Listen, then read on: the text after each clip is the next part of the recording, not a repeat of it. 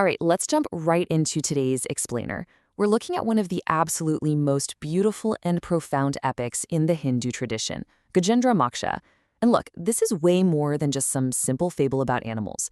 It's a timeless mythological epic that really tests the very limits of physical strength, ego, and pride. It's the kind of story that forces us to ask ourselves where we actually place our faith when literally everything else falls apart. I want you to just sit with this for a second. What happens when the greatest strength in the world is simply not enough? When your power, your status, your wealth, the whole shebang, everything you rely on, suddenly fails you completely? That exact breaking point is the core of our story today. Okay, part 1. The origin of the curses. Okay, let's dive into this. To truly grasp the magnitude of what happens later, we can't just start at the famous battle. We've got to rewind a bit to understand the cosmic chain of events that put two very unlikely souls on a collision course. So, long ago, there was this righteous ruler, King Indradyumna. He was an incredibly ardent devotee of Lord Vishnu, and one day he's just deeply, deeply immersed in prayer.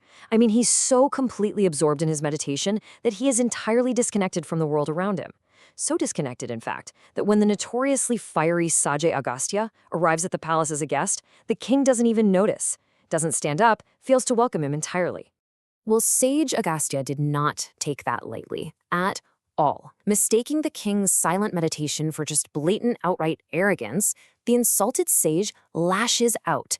He pronounces this absolutely devastating curse, telling the king, "You sit like a dull beast without awareness, so in your next life, you shall become an elephant." And just like that, a righteous king is condemned to be reborn as a forest beast. But it's like a giant puzzle, and here is where the pieces really start falling into place. King Indradyumna wasn't the only one being cursed right then. Simultaneously, you have this celestial being, a Gandharva named Huhu, who was playfully swimming in a river.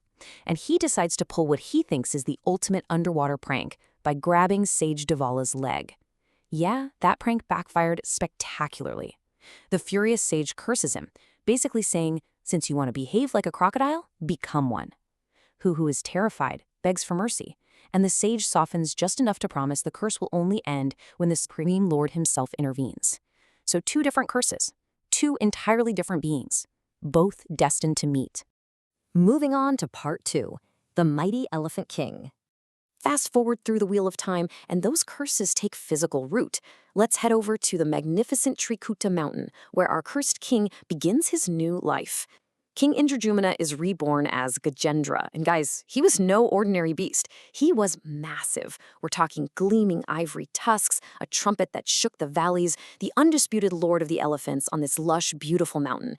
He was absolutely fearless, protecting his herd of thousands with unmatched courage. But here's the catch. Even though he's in this animal body, the intense devotion from his previous life was still there, just hidden deep, deep down in his soul. But, nature doesn't care who's king. On one particularly unforgiving, scorching afternoon, the heat is just unbearable. Gajendra leads his exhausted, thirsty family through the dense forest looking for water. After this grueling trek, they finally stumble upon this incredible, crystal-clear lotus lake, absolute paradise. The elephants rush in, drinking, splashing, just completely celebrating their relief. It's this perfect, peaceful baseline. Which brings us to part 3, the intense lake battle. And that piece, it shatters in the most violent way imaginable. Without any warning whatsoever, the water just erupts. A gigantic, terrifying crocodile, who, remember, is actually the cursed Gandharva Huhu, lunges from beneath the surface. With a vicious snap, it clamps its massive jaws right around Gajendra's leg. The Elephant King roars in agony, and this serene lake instantly explodes into pure chaos as Gajendra uses every ounce of his legendary strength to pull away. Now, this is where the story absolutely blows your mind. You might think this struggle lasted a few hours, maybe a couple of days. Wait, how long do you actually think it lasted? According to the Puranas, it was 1,000 years, a staggering 1,000-year tug of war. Whenever Gajendra managed to drag the crocodile toward the shore, the crocodile would violently yank him back into the deep. On land, the elephant was unmatched, but in the water, the crocodile held all the cards. Slowly, and I mean painfully slowly, the inevitable happens. Over those centuries, Gajendra becomes completely, utterly exhausted. His massive muscles begin to fail him. The water just drains his life force. And his family, the herd he swore to protect, they can only stand on the shore and cry helplessly. There's literally nothing they can do. The great king is completely, agonizingly alone in his suffering. Part 4. A moment of realization. And right here, at the absolute edge of physical defeat, is where we hit the core of this explainer. This is no longer just about losing a fight. For the first time ever, Gajendra realizes that his immense physical strength is entirely useless. His pride, gone. And as that ego completely shatters, something miraculous happens. That forgotten devotion from his past birth as King Indradyumna suddenly awakens. Fighting through just unbearable pain, he reaches his trunk out, plucks a blooming lotus from the water, holds it high, and cries out with zero ego left, "O Lord of the universe, I surrender completely to you. Only you can save me." This deeply sincere plea is the famous Gajendra Stuti, one of the most revered prayers in Hindu scripture. Part 5. The final divine liberation. And this brilliantly illustrates a key truth. A prayer born from that level of total surrender does not go unanswered. Vishnu doesn't wait a single second. Far away in Vaikuntha, Lord Vishnu hears this desperate call, instantly mounts his eagle, Garuda, and flies across the cosmos, literally faster than the speed of thought. Arriving in a blaze of divine light, Vishnu hurls his Sudarshana Chakra.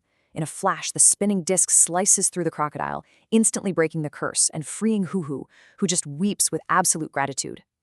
With the battle finally over, Lord Vishnu approaches the exhausted Gajendra and gently touches him. Instantly, the beastly form melts away, and the mighty elephant is restored to his true, divine form as King Indradyumna. Because of his ultimate surrender, the Lord grants him moksha, eternal liberation from the endless cycle of birth and death, allowing him to accompany Vishnu back to Vaikuntha forever. So, what do we actually take away from all of this? The story of Gajendra Moksha leaves us with some pretty undeniable truths. Physical strength, no matter how legendary, eventually fails. Wealth, power, status, they can't save us from life's greatest trials. But when our pride finally vanishes and we actually face our vulnerabilities, that's when true surrender becomes our highest strength. A sincere prayer offered with wholehearted faith reaches the divine immediately. Which brings us to the final thought I want to leave you with today. The lotus is the ultimate symbol of Gajendra's offering. So I ask you, if your own strength, your own wealth, and your own pride were completely stripped away today, could you find the courage to simply surrender? It's a pretty profound thought to carry with you. Thank you so much for joining me on this incredible journey today. Keep questioning, keep learning, and I'll catch you next time.